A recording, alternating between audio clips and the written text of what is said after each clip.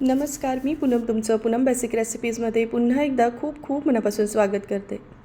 तर आज आपण अस्सल गावरान पद्धतीने म्हणजेच खानदेशी पद्धतीने आज आपण कांद्याच्या पातीची रस्सा भाजी बनवणार आहोत. बऱ्याच घरांमध्ये कांद्याची पात म्हणली की नाक मुरडलं जातं, पण एकदा तुम्ही अशी गावरान पद्धतीने करून बघा, खूप आवडेल आणि एका भाकरीऐवजी 2 भाकऱ्या खाल याची मी गॅरंटी घेते. चला मग रेसिपीला सुरुवात करूयात.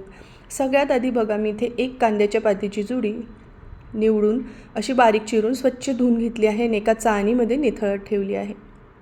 दुसरी स्टेप म्हणजे या ठिकाणी एका बाउलमध्ये आपल्याला किंवा एखाद्या भांड्यामध्ये पाव कप इतकी तुरीची डाळ घ्यायची आहे, जी स्वच्छ धुवून घ्यायची आहे आणि पुरेसं पाणी टाकून अर्धवट आपल्याला ही शिजत ठेवायची आहे. हवं तर तुम्ही या ठिकाणी मुगाची डाळ, हरभऱ्याची डाळ किंवा मसूरची डाळ घेतली ना तरीही चालेल, पण पारंपरिक पद्धतीने किंवा गावरान पद्धतीने म्हणाल तर यामध्ये तुरीची डाळ घातली जाते खानदेशात.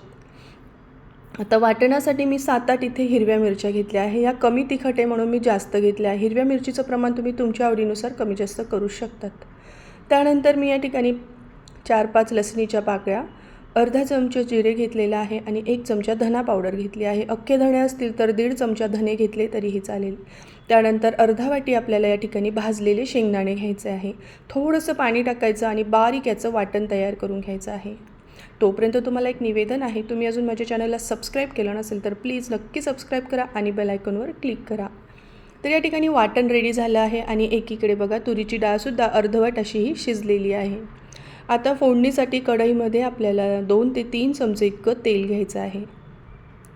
तेल गरम झालं की पाव चमचा यामध्ये मोहरी टाकायची. मोहरी मात्र चांगली फुटू द्यायची आहे आणि मग यामध्ये आपल्याला पाव चमचा जिरे टाकायचं आहे आणि पाव चमचा हिंग घालायचा आहे. खमंग अशी ही फोडणी तयार करायची आणि मग तयार केलेलं वाटण टाकायचं आहे. हे वाटण मात्र अगदी तेल सुटेपर्यंत आपल्याला परतवत राहायचं आहे.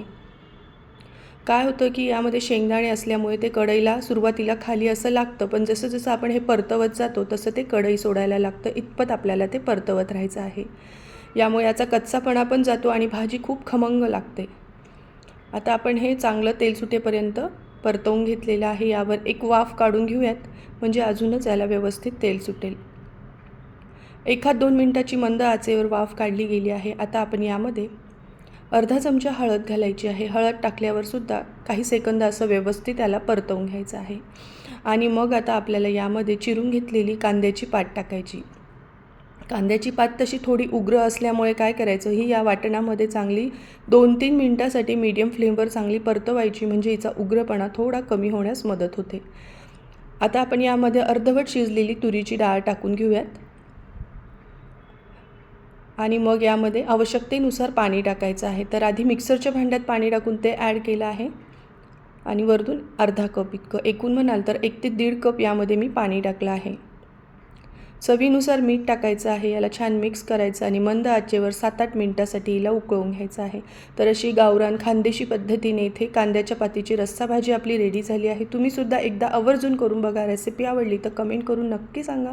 माझा व्हिडिओ पाहिल्याबद्दल तुमचे मनापासून खूप खूप धन्यवाद.